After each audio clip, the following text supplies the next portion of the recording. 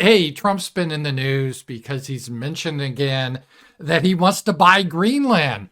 He said this a couple of years ago, but everyone thought, including me, this is Trump just being wacky. He says crazy things. He likes to trigger the libs and all that type of thing. So I thought it was one of those things. But again, in December, this previous December, he mentioned it again. He said, no, we need Greenland. And just today, he said he wouldn't rule out military force to take Greenland. And I guess Greenland is technically owned by Denmark, but still it's weird. It's like, what, are we the 19th century again? This is so cool where we're expanding because countries don't expand anymore. Pretty much we just worry about our sexuality and pronouns and import endless immigrants. So this is totally new. But this brings up a serious question, and should we expand? And he also joked around with Trudeau, who has since resigned, that, Trudeau would make a good governor of our 51st state in America. But everyone thought, he's kind of trolling, joking. Maybe, or is he serious? But I thought of this. Should we expand? Should we take Greenland? And how about Canada? Why not take Canada? What are the pros and cons of the situation? And one of the things you always have to deal with when you're taking over a country, even historically, is not all the goodies it has. Because Canada, they have a lot of goodies. They have a lot of oil, natural gas, a lot of rare earth minerals. Same with Greenland. Greenland's in a very strategic location. We have a huge Air Force base there, I think. It's kind of the gateway to the Arctic Ocean. There's a lot of oil, again, a lot of rare earth minerals. So there's a lot of goodies that we could get by taking these two countries. But the big problem always comes up is, what do you do with the people? Right? What do you do with the people that are already there? And there's basically 4 ways historically you deal with this problem. The first way is kind of hardcore. It's not that done very much. And I disavow. But they did it in ancient times. Sometimes. It even wasn't common back then. But it was genocide or slavery.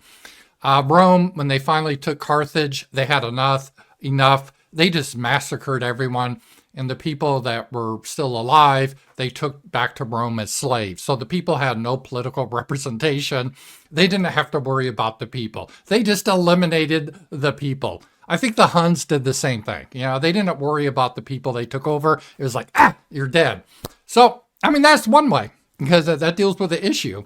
But is it really practical to kill everyone in Greenland or Canada? I know we might want to think, well, who knows? But no, we got to disavow that. So that's not a realistic solution.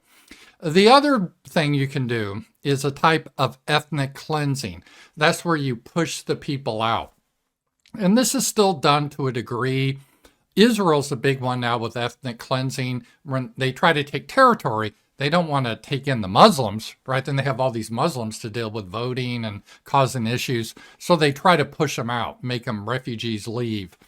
You could argue Texas has, the United States in the 19th century did this somewhat with Texas. A lot of the Mexicans were pushed out back to Mexico as Americans moved in. So that has the advantage. You don't have to deal with the people because they've gone elsewhere. And so, you get the territory. But again, that can be very difficult. How do you move a lot of people out? In Greenland, you could probably do it. There's only 56,000 people. See, a lot of people don't understand how small Greenland is. If it was a state, it would be the smallest state population-wise, smaller than Wyoming. In fact, Greenland, the whole population there are fewer people than in the city of Fayetteville, Arkansas. And that's the closest city I live next to. And I say city in quotes, it's less than 100,000 people. So it's smaller than Fayetteville, Arkansas. There's no one in Greenland, basically. It's almost empty. But what are you going to do then with Canada? Can you ship all the people out? And it depends on the people, but that would be an issue and probably not realistic. So ethnic cleansing probably won't be an option there. And I don't think the people in Greenland want to go back to Denmark. Because they're the native people there, and so that's not going to happen. The third option is you can make the country kind of a tribute state. And this is actually the most common option. This is what Rome did when they would take over a country. They didn't necessarily, except with Carthage, they eliminated everyone. But typically they're like, oh, okay, well, you can still have your laws and government, but we're really in charge, but you got to pay us tribute, and we own your territory, so we got like dibs on it, but we're going to let you do your thing as long as you don't cause trouble. And that happened in, with like Rome with Israel back at the time of Jesus. They allowed Israel to kind of run their own operation there, but they put a governor in charge of it, Pontius Pilate. But they allowed them to have whatever kooky religion they want or whatever your customs are. Rome didn't really care. Just don't rebel. Don't rebel against them. Otherwise, do whatever you want. That was the Roman idea. And I would say was the model that Britain used in the 18th and 19th century when they had colonialism. They didn't try to eliminate the people. They went into India or Asia, but they built British institutions and they controlled a lot of the trade, but they left the people pretty much alone. They could have the religions and their political model within reason. Like in India, they prevented the barbaric sacrifices that went on. So they try to civilize the people, but in general, they allow them to do whatever they want. That's kind of the form of tribute. We sort of have that, I guess you could say, with like Puerto Rico and Guam. They're U.S. territories, but they're not really true states. That's a tribute system. And the final system is where you just incorporate the country, where you just take it and they're now part of your country, and all the people in that country have the same representation as you do. And this is something that the United States has done quite a bit. Well, we did this with the American West because the American West in the 19th century was pretty empty, except for Indians, but there really weren't that many Indians. So the white people could flood in, and the Indians weren't considered Americans at the time too, so they were pushed on reservations, and all the land was primarily taken by the white settlers. And again, the Indian population was really small, so it was very manageable. And we did this with like states like Alaska and Hawaii, where we brought them in. So if you live in Alaska, you're an American. You have the same American rights as everyone else. Same as if you live in Hawaii. Now, that can work, but there's issues with that too. And so part of the issues you got to deal with each of these is, the issue with the genocide, that's immoral, so it's probably not done very often. Ethnic cleansing, if it's a small group of people, you can do it. Or if you're well connected like Israel, you can kind of get away with it. Otherwise, it's difficult. Having a tribute state and incorporating other countries into your country. The problem with that is the people that you take over, if you give them the same rights, they one day may take over you. And Britain's seeing this now with colonialism. Because they did colonialism, all these countries that were really backwards, all the people think they have a right now to come into Britain. And if they abuse the people in Britain, the argument, it went from diversity is strength and make your society more vibrant. And then when they say, it hurts people, the argument is, yeah, well, you deserve to be hurt because of colonialism. You brought us civilization, so we're going to pay it back. And so you see the situation, with like the Pakistani immigrants going into Britain and the whole grooming gang thing that went on. This is what happens. So you have all these different countries that you control, and they think they have a right to come into your country. It creates a lot of problems. There becomes a lot of resentment trying to maintain control of these territories. It's not a really great system necessarily, unless you're willing to be hardcore like the Romans were, right? So the Romans, do what you want, but if you get out of line, we'll put you up on a crucifix. I mean, we're not going to have any tolerance for that.